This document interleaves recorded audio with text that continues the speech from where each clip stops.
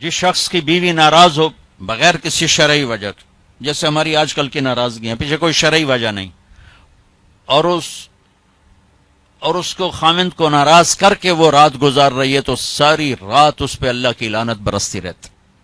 Balance کیا دونوں کی. ہاں مرد کو زیادہ ذمہ دار ٹھہرا ہے، اس میں کوئی شک نہیں، کہ کسی کی بیٹی کو لے کے جانا کوئی چھوٹی ذمہ داری نہیں ہے. اور شریف زادیوں کی جہاں ڈولی اترتی وہیں سے ان کے جنازے اٹھتے ہیں. گھٹ گھٹ کے مر جانا ان کی سرشت میں ہوتا ہے. طلاق ہمارے یہاں ایک لعنت ہے کہ گزارا نہیں ہوتا تو بھی کر گزارا، نہیں ہوتا کر گزارا. ایسے موقعوں کے لیے تو اللہ نے جدائی کر رکھا. میں اپنے گاؤں میں تھا، ایک بچی رات کو چھوٹا بچہ لے کر وحشت زدہ، ارے کہاں سے آئی ہو؟ کہا جی میں فلاں جگہ، میں نام لیں، فلاں جگہ سے آئی ہوں. کیا کرنا ہے؟ کہا جی مجھے میرے خامند سے بچاؤ، مجھے طلاق لے دو. میں نے کہا بیٹی اپنے ماں باپ سے کیا، میرے پاس کیا کرنے آگی؟ کہا جی وہ کہتے ہیں تو نے طلاق لی تو ہم تمہیں قتل کر دیں گے، اور میرا خامند روزانہ مجھے مارتا ہے، آج تک کوئی دن ناغا نہیں، روز مجھے مارتا ہے، اللہ کے واسطے میری جان بچاؤ. کہ بیٹی میں کیا کر سکتا، میرے پاس آنسوؤں کے سوا کچھ بھی نہیں.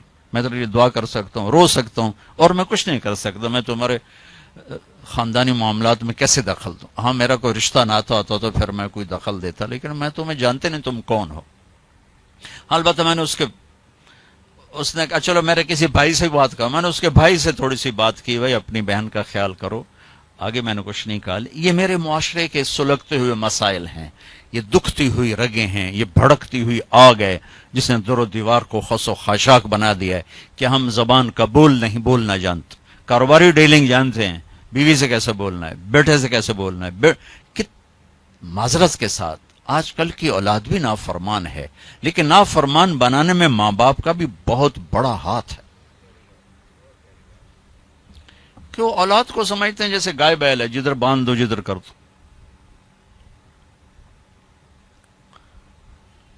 ابھی چند دن پہلے وہ باؤں ہمارے گھر پہنچ گئی، میرے گھر کو کہ جی وہ ماں باپ شادی کرنا چاہتے ہیں اور میں وہاں نہیں کرنا چاہتی، اور میرا باپ کہتا ہے تم مر جا میرے لیے، بھائی یہیں کروں گا اور کہیں نہیں کروں گا.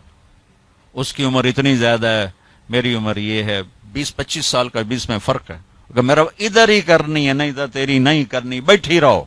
یہ والدین کا جبر ہے. تو میرے نبی پاک صلی اللہ علیہ وسلم نے ایک خوبصورت طریقہ زندگی سکھایا، گھروں کو آباد کر کے بتایا. وہ طریقہ جو بھی اپنائے گا اس کے گھر میں خوشحالی ہوگی، خوشی ہوگی، خوشی. اور اس کا ایک لفظ ہے، ایک دوسرے کو برداشت کر. یہ آتے ہی بیوی میری غلام بن کے چلے، میں حاکم ہوں، اور بیوی آتے کہ ہونی تھے میری چلے گی، تیری ماں دی نہیں چلے گی، تو سوائے پھر بھڑکتی آگ کے کچھ بھی نہیں ہوگا. رشتوں کو میرے بھائی بہنوں صرف برداشت سے چلایا جاتا ہے. رشتوں پر مسلط ہو کے رشتے آباد نہیں ہوتے. جھکنا پڑتا ہے، سہنا پڑتا ہے، دبنا پڑتا ہے. جو دبنا سیکھے گا اللہ کی قسم اس کی زندگی خوبصورت ہو جائے گی. اس کا شکل صورت سے تعلق نہیں، سونے چاندی زیور سے تعلق نہیں. خوبصورت اخلاق زندگی کو 4 چاند لگا دیتے ہیں. بد اخلاقی زندگی، میرے نبی میں ایک حدیث یاد آ گئی، اجتنبوا الدمن الخضراء. تو آپ کے الفاظ تھوڑا مشکل تھے، تو صاحب نے کہا رسول اللہ، آپ نے کہا الدمن الخضراء سے بچو. یا رسول اللہ دمن خضراء کیا ہوتا ہے؟ آپ نے کہا المرأة الحسناء فی المنبت السوء. بد اخلاق خوبصورت عورت سے بچو، اس کے حسن پہ نہ ریچھ جانا ورنہ زندگی تباہ ہو جائے گی. بد اخلاق سے بچو، بد اخلاق سے بچو. آدمی بھوک پر گزارا کر سکتا ہے، کڑوے بول پہ گزارا نہیں کر سکتا. عزت دو ایک دوسرے کو، گھروں کو آباد کرنا، عزت دو. میرے نبی نے عزت دے کر دکھایا. عرب میں جب عورت ناپاکی کی حالت میں ہوتی تھی تو وہ اپنے خامند کے ساتھ نہیں سو سکتی تھی. الگ الگ کر دیا جاتا تھا اسے. حضرت ام سلمہ رضی اللہ تعالیٰ عنہ، حضرت ام سلمہ رضی اللہ تعالیٰ عنہ، وہ رات کو اللہ کے نبی کے ساتھ ایک چارپائی پر سوئے ہوئے، تو انہیں محسوس ہوا کہ وہ ناپاکی کی حالت میں چلی گئیں. وہ چپ کر کے اٹھ گئیں اور جا کر کپڑے تبدیل کر کے ایک طرف ہو. آپ کی آنکھ کھلی، دیکھا ام سلمہ نہیں، دیکھا تو ادھر. اللہ کی نفس تھی، لگتا ہے تجھے مینسز کا، جی ہاں، کہ ادھر میرے پاس ہی آ کے لیٹو. دوبارہ اپنے پاس آ کے ان کو لٹایا. یہ عزت ہے جو میرے نبی نے اپنے گھر والوں کو دی ہے. جہاد کا سفر تھا، جہاد کا، اور قافلہ چلنے لگا. حضرت عائشہ بیٹھ گئیں، ٹھیک، تو یوں دیکھا تو گلے میں ہار کوئی نہیں. تو انہیں کہا یا رسول اللہ میرا تو ہار گم ہو گیا. تو آپ کہتے تجھے ہار کی پڑی، ادھر جہاد کا سفر ہے، چل. آپ نے کہا چلو بھائی عائشہ کا ہار ڈھونڈو. سارے لشکر کو ہار ڈھونڈنے پہ لگا دیا. اور ڈھلتا سورج ٹھنڈا ہو گیا تھا جب سفر کی تیاری ہو رہی تھی، تو شام ہو گئی، ہار نہیں ملا.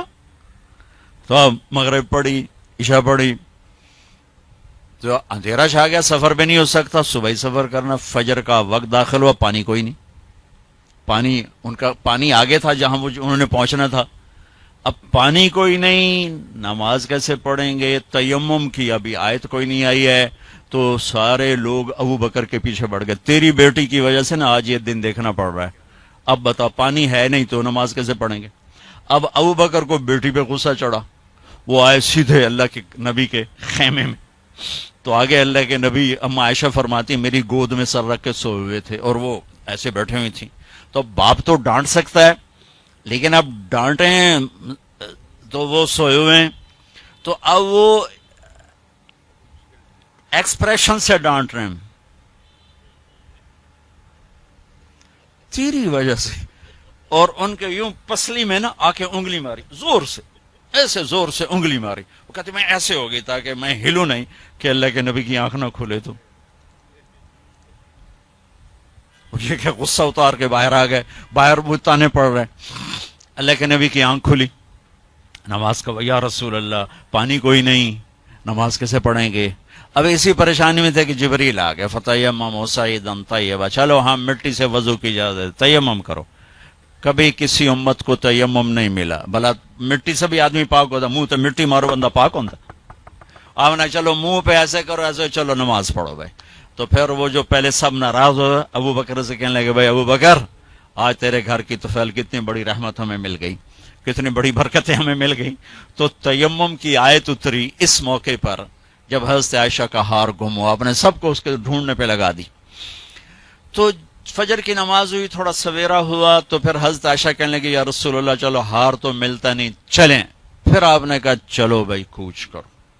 جب اونٹنے کو اٹھایا تو ہار پھسل کے نیچے گیا پڑا تھا، تو پھر ہار بھی مل گیا. یہ دلداری ہے میرے نبی کی اپنے گھر کے لیے. میرے بھائی بہنوں، کسی کی بیٹی کو لے جانا بہت بڑی ذمہ داری ہوتی ہے.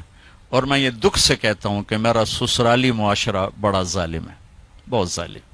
کوئی لاکھوں میں ایک گھر ایسا ملتا ہے جس کو لے جاتے ہیں اس کو عزت دیتے ہیں، ورنہ تانے کے سوا کچھ نہیں ہوتا. نہ ساس کے پاس، نہ سسر کے پاس، نہ خامند کے پاس، نہ خامند کی بہنوں کے پاس. سر اس کے عیب بھی دیکھے جاتے ہیں. خوبیاں دیکھنے والا گھر کوئی کوئی ہوتا ہے. ایک حدیث یاد آئی، آپ نے مدینے والوں کی تعریف کرتے ہوئے فرمایا کہ یہ جو میرے مدینے کے صحابہ ہیں نا، انصار، یہ اتنے عالی لوگ ہیں کہ ان کے گھر میں کسی کی بچی آ جائے اسے یوں لگتا ہے جیسے میں اپنے ہی گھر میں آ گئی. یا اپنے انصار کی تعریف فرماتے ہوئے فرمایا کہ یہ میرے مدینے والے ساتھی ایسے ہیں، ان کے گھر میں کسی کی بچی کی ڈولی اترے اسے یوں لگتا ہے میں اپنے ہی گھر میں ہوں. تو سسرال والوں سے کہتا ہوں جس کی بیٹی لے جاؤ اسے اپنا گھر بنا کے دے دو، اسے اپنا گھر محسوس کرے، اپنا گھر اسے بنائے. ورنہ جانے والی بیٹی کا اللہ نے حق رکھا ہے، شریعت نے حق رکھا ہے کہ اگر وہ تمہاری طرح مالدار ہیں تو انہیں الگ گھر میں اتارو تاکہ کوئی ان کی زندگی میں داخل نہ ہو سکے، وہ اپنی زندگی گزاریں. ان میں جو جھگڑا ہوگا تھوڑا ہوگا، لیکن ادو سس بولی ادو سورا ادو نو بولی ادو او بولے ادو او بولیا، وہ تو نیری کھچڑی پک جانتی، مطلب مناوے کہنو تو رساوے کہنو. تو شریعت نے حق رکھا ہے کہ اس کو الگ گھر میں اتارو. اس کی ہمت نہیں تو اس کو کرائے کا گھر لے کر دو. وہ کہے کہ مجھے الگ کر دو, مجھے کرائے کا گھر لے کر دو, تو وہ نافرمان نہیں, اسے گھر لے کر دو. اگر اس کی گنجائش نہیں تو گھر میں ایک پورشن اس کے لیے لے کر رکھو. ایک پورشن کی گنجائش نہیں تو ایک کمرہ, ایک ٹوائلٹ, ایک کچن اس لڑکی کا حق. جو کچن اس کے ذاتی استعمال میں ہو, ٹوائلٹ اس کے ذاتی استعمال میں ہو, کمرہ اس کے ذاتی استعمال میں ہو, یہ 3 چیزیں اس کا لازمی حق ہیں. اگر یہ بھی نہیں کر سکتا تو وہ تسبیح پڑھے تھے, روزے رکھے تھے, اللہ کرے کسی دی بیٹی نو ضرور دھکے دیونے تے ذلیل کرنا, ایدوں ہی دھکے تے ایدوں ہی دھکے, پھر چپ کر کے شادی نہ کرے, بس بہ کے اللہ کرے. یہ اللہ نے جانے والی کا حق رکھا ہے. ہماری معاشرت ہندو معاشرت ہے جس میں جوائنٹ فیملی سسٹم چلتا ہے, یہ بہت اچھا تھا, بہت اچھا تھا, ایک دوسرے کی مدد ہوتی تھی. اب یہ ایک مصیبت بن گیا ہے کہ ایک دوسرے میں دخل دینا ایک فرض بن گیا, ایک دوسرے کی زندگی کو تلخ کرنا یہ فرض بن گیا. کس میں جھگڑا نہیں ہوتا, بڑوں کا کام ہوتا ہے سلجھانا, ہم اسے الجھانے میں لگ جاتے. میرے نبی اپنی بیٹی کے گھر آئے, حضرت عائشہ, وہ آگے پریشان, حضرت فاطمہ وہ آگے پریشان بیٹھی. آپ نے کہا کیا ہوا؟ کہا میرا اور علی کا جھگڑا ہو گیا.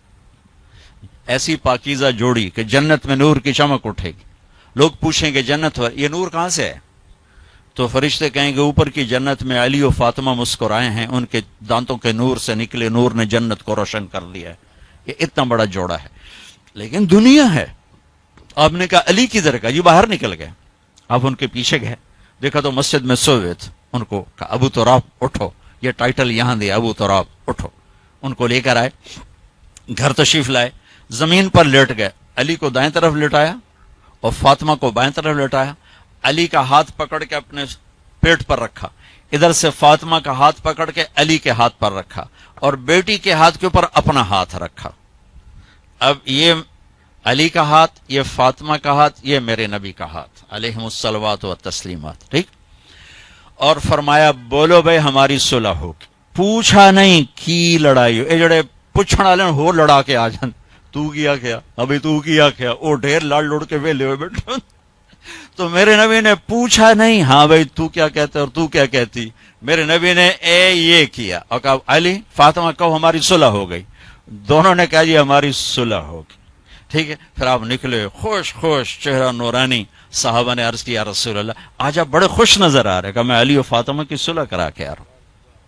یہ بڑوں کا کام ہوتا ہے. اب لڑکی والے اپنے اٹھا لیتے ہیں, کمر کس لیتے ہیں سوٹے, اور ادھر لڑکے والے اپنے سوٹے کس لیتے ہیں, بچی بچے کی زندگی برباد ہو کے رہ جاتی. جوڑنے کی بجائے دونوں طرف توڑ چکے. نہ قرآن کا پتہ ہے نہ سیرت کا. دیکھو میں ہاتھ جوڑتا ہوں, قرآن پڑھو, اپنے نبی کی زندگی پڑھو, تاکہ ہمیں اور آپ کو پتہ تو چلے کہ زندگی کہتے کسے ہیں, زندگی گزارنی کیسی. میرے نبی سے پوچھ کے موت آئی, پوچھ کے موت آئی. واحد ہستیاں جن سے موت پوچھ کے آئی. ٹھیک ہے. 12 ربیع الاول 11 ہجری 7 جون 633 عیسوی جبریل اندر آئے. یا رسول اللہ باہر ملک الموت کھڑا ہے, اندر آنے کی اجازت چاہتا ہے. یہ وہ دربار جہاں موت پوچھ کے آئی. تو آپ نے کہا آ جائے. ملک الموت اندر آیا, کہا السلام علیکم یا رسول اللہ. اور پھر کہا یا رسول اللہ آپ پہلی ہستی ہیں جنہیں میں سلام کر رہا ہوں, میں نے کبھی کسی کو سلام نہیں کیا.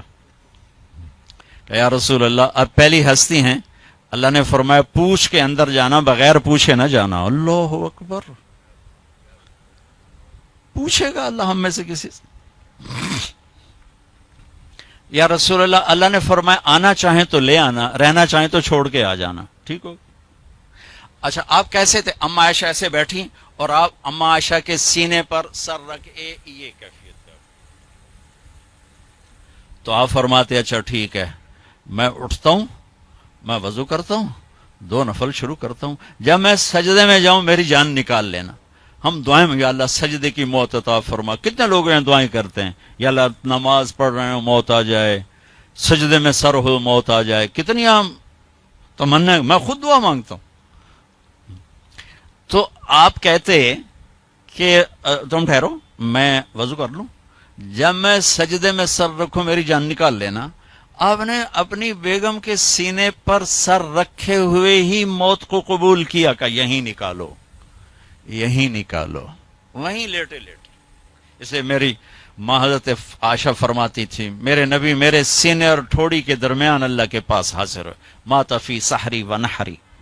یہ بھی ایک پیغام تھا، یہ بھی ایک پیغام تھا کہ آپ اپنی بیگم کے سینے پر سر رکھ کے دنیا سے جدا ہوئے ہیں اور اللہ کی بارگاہ میں پہنچے۔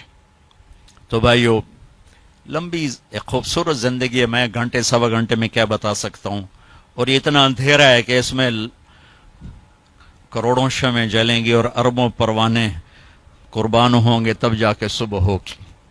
اس اندھیر میں میری چند باتیں پتہ نہیں کوئی روشنی کا سبب بنے یا نہ بنے، پر اگر چند کانوں پہ دستک ہو گئی تو شاید کچھ ذرہ خیر وجود میں آ جائے۔ بھائیو، اپنے نبی کی زندگی سیکھو، اپنے نبی کی زندگی کے مطابق چلنے ڈھلنے کی کوشش کرو۔ یہ تبلیغ کا کام بھی اس کو سیکھنے کی ایک خوبصورت محنت ہے، جو کرے گا اللہ تعالیٰ اس کی دنیا بھی بنائے گا، اللہ تعالیٰ اس کی آخرت بھی بنائے گا۔ آخری بات یہ کہتا ہوں، اپنے گھروں کو آباد کرنا ہے تو اس زبان پہ قابو پانا سیکھ لیں، اس زبان پہ قابو پانا سیکھ لیں، اس زبان پہ قابو پانا سیکھ لیں۔